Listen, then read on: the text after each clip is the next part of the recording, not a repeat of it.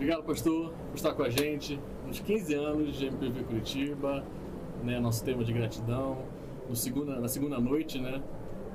Foi muito especial, a gente estava com muita expectativa, né, tanto no esquenta que a gente estava fazendo, da pregação, do contato com o Senhor aqui. A gente não se conhece pessoalmente, mas parece que a gente conhece muito o Senhor. Porque a gente está na Bíblia, a Bíblia é uma referência para a gente aprende muito com vocês, né, na parte técnica, mas na parte, né, espiritual também. Muitos eventos, muitos congressos estivemos presentes lá. Eu tenho uma história muito legal que eu me reconciliei com Cristo lá. Sério mesmo? Quando a gente iniciou em Curitiba, né, antes da abertura da igreja aqui. Meu pai foi conhecer todas as igrejas. E eu estava naquele momento sentindo de Deus que eu precisava, me reconciliar. Eu estava com 15, 14 anos. Olha só. Eu tinha aceitado Jesus lá atrás, criança, mas eu precisava de uma atitude mais forte, assim, sabe? Uhum. E aí, nesse tour de igrejas, eu estava me preparando para ir numa igreja a menorzinha possível. Para que ninguém nem visse nada e eu chegasse lá, está Jesus, e fosse show de bola. Mas foi na PIB, na pregação de domingo à noite. Olha só. O seu pai ministrou e eu senti de Deus. Olhei pro meu pai e falei, vai ter que ser. E aí eu fui lá, me ajoelhei. E aí foi um marco pra minha vida. Eu não sabia. Isso, legal. Em Curitiba. Em Curitiba aqui. E eu queria saber como é que foi a sua, né? Porque somos filhos de pastores, né? Perfeito. Nascemos no berço evangélico, chamado berço evangélico. Mas como é que foi pro senhor? A minha experiência com Deus também foi com 15 anos de idade. 14 para 15 anos de idade, eu estava numa fase de muitos questionamentos na minha adolescência. Será que Deus existe mesmo? Será que isso não é uma tradição da minha família? Será que eu não herdei isso? Eu estava fazendo uma série de questionamentos e um amigo me convidou para uma vigília de oração. Estava saindo da igreja e falou, cara, vai ter uma reunião do fogo hoje. Eu falei, cara, aquela época, a igreja batista, reunião do fogo. Eu falei, não, o que é? Não, passa a noite toda, vamos lá na minha casa, a gente vai orar. E eu falei, vamos ali para os meus pais, posso passar? Não, pode ir. Aí fui. Aí cheguei na reunião, ele morava num apartamento no 7º andar. Eu lembro certinho. Tinha uns 20 e poucos jovens na sala, assim. Ele pegou um violão, falou, olha, isso era 11h30 da noite. Falou, nós vamos orar, Deus vai fechar as janelas e você pode adorar, que ninguém vai ouvir. Eu falei, esse cara é louco, vai dar BO isso aqui, vai vir a polícia, vai dar alguma coisa. Aí daqui a pouco ele terminou a oração e começa o louvor, e o pessoal cantando alto, batendo palma, 1h da manhã, 2h da manhã, ninguém reclamava. Eu falei, tem alguma coisa diferente aqui. E aí aquele rapaz veio orar por mim no meio da vigília. E na hora que ele orou por mim, eu tive uma experiência muito forte com Deus, assim. Na hora que ele pôs a mão na minha cabeça e começou a orar, eu senti, assim, como se Deus estivesse abrindo os céus e algo caindo, assim, sobre mim. Eu comecei a chorar muito. Eu ouvi a voz, assim, de Jesus falando, eu te escolhi no ventre da sua mãe, eu te amo, eu vou te usar para o louvor da minha glória. Caí de joelhos, eu chorava, aquela presença, aquela voz mais forte. Falei, meu Deus, eu vou morrer aqui. Tal. E na mesma hora uma paz muito grande tomou meu coração. Aí continuou a reunião, eu já estava ali muito mexido com tudo aquilo. E convidaram uma senhora que estava lá para orar por ela. E eu ouvi aquela voz de novo, vai lá e ora por ela. Falei, mas eu já caí aqui, já chorei, já passei vergonha, não vou. Aí quando eu tomei coragem, orei por aquela mulher, ela caiu endemoniada. Imagina, eu nunca tinha visto isso. Sim. Eu brinco que na minha conversão eu vi o céu e o inferno na mesma reunião. Aí, cara, na hora que eu voltei para casa, eu falei, pai, me explica esse negócio, olha o que aconteceu, eu contei tudo. E ele abriu a Bíblia, explicou para mim, falou muita coisa. E ele foi o começo do despertamento na minha vida. E comecei nas vigílias, ler a Bíblia, orar. E eu sou muito grato a Deus por ter me chamado. Amém. Né? Eu acho que o chamado na Bíblia, primeiramente, tem a ver com a iniciativa de Deus de nos procurar, né? para que pudéssemos ser salvos. Eu não fiz nada, foi a graça de Deus. Ele foi ao meu encontro. Eu sou muito grato porque eu ouvi a voz de Jesus. Sim, glória a Deus. E falando, né, de 15 anos, né? Como o senhor falou. 15, olha que maravilha. Tá encaixando tudo. E a gente pensando nesses 15 anos, muitas coisas aconteceram nesse período, né? Eu tenho um carinho muito grande de poder ter participado do culto na arena, né? Que era algo assim que inacreditável, sabe? Sim. Que o máximo que a gente tinha era a marcha, que era um momento de comunhão entre as igrejas, e algo que era inimaginável na geração anterior, dos nossos pais, a ter essa questão de um culto num estádio tão grande assim. Aí pensando que nessa conquista, né, esse algo incrível que Deus nos deu, onde já tivemos algumas já, e esse ano foi muito legal, né, que se expandiu pelo Brasil todo. Mas o que esperar dos 15, né? Onde podemos chegar, né, pela graça de Deus? O que você sonha com isso? Eu creio que quando há concordância do povo de Deus na oração, na busca, Deus se manifesta. Eu creio muito na unidade, né? A Bíblia diz que através da unidade o mundo verá a glória de Deus. E a unidade ela é frágil, ela é difícil. Eu acho que o desafio, quando a gente não tem nada, é um desafio de fé. Eu lembro das primeiras pessoas que eu ia falar da arena, alguns pastores, não, isso aí não vai dar certo e tal, não vai ter ninguém, daí que a gente não ia levar cantor, não ia anunciar quem ia, só Jesus. Eu falei assim, não, isso aí não vai ter ninguém. Eu sempre creio, Jesus continua atraindo multidões. Mas eu acho que o desafio para frente é o desafio dos egos, das vaidades. A gente não perder a simplicidade, a gente entender que é Jesus o centro. Deus usa, né? Pode usar eu, você, qualquer um.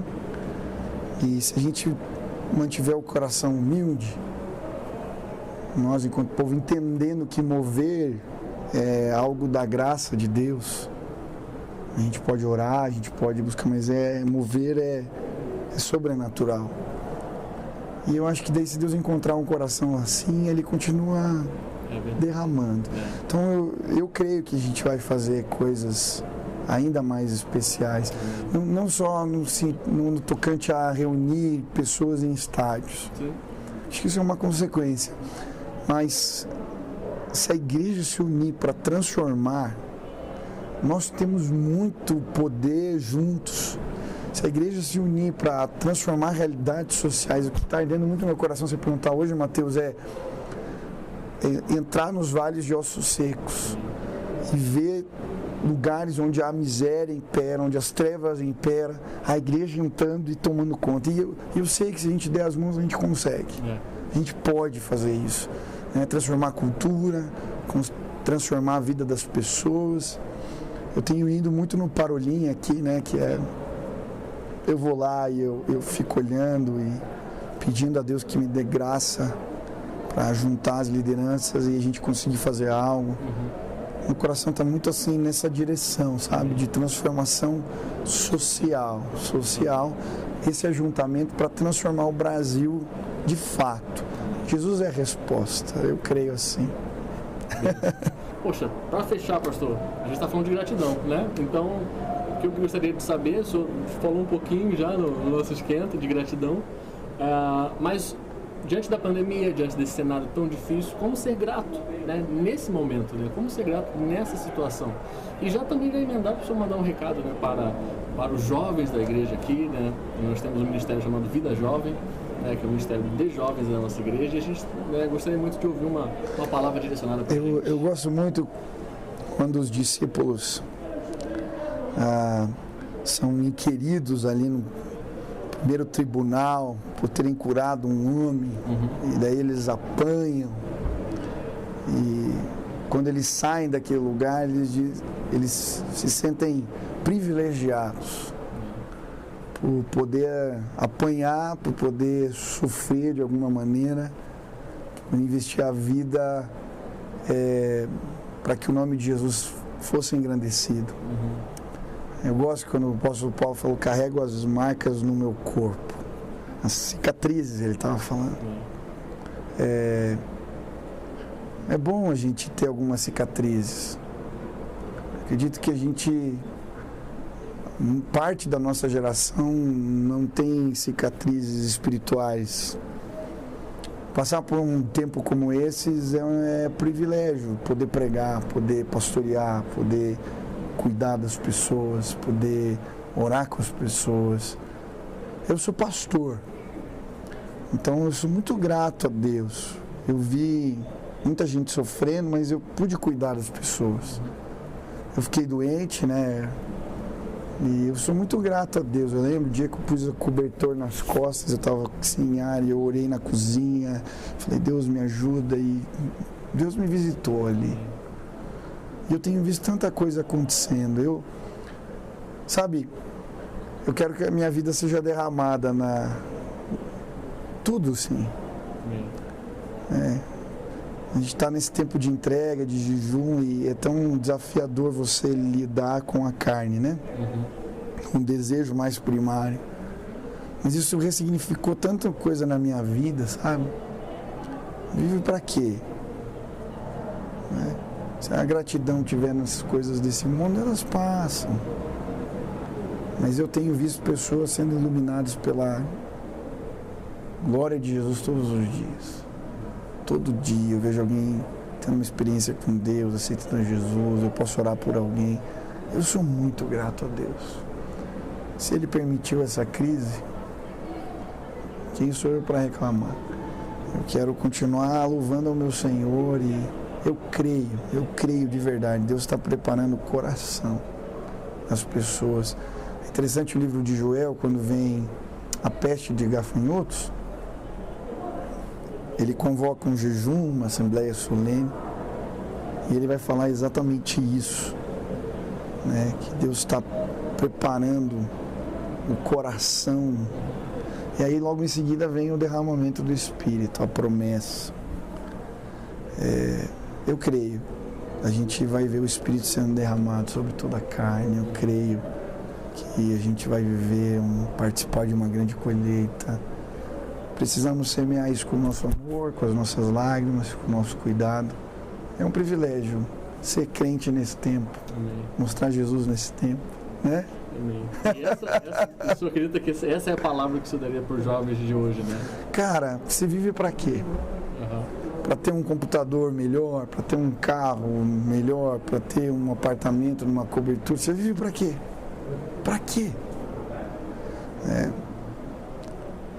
Eu acho que a vida, ela só tem sentido em Jesus.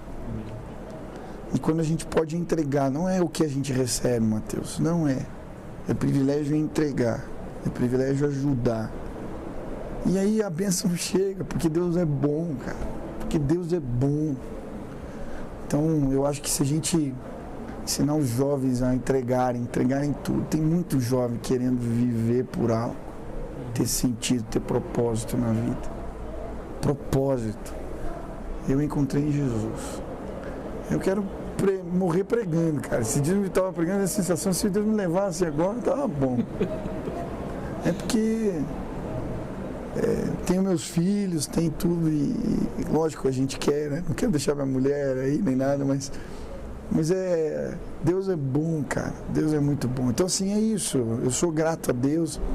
Você que está ouvindo essa conversa, não é demagogia, não é nada disso, não. Viva para proclamar o reino de Deus, para fazer Jesus conhecido.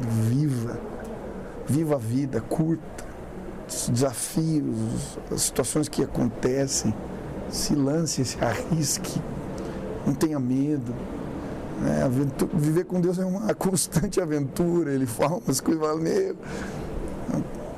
eu sou muito grato. Amém.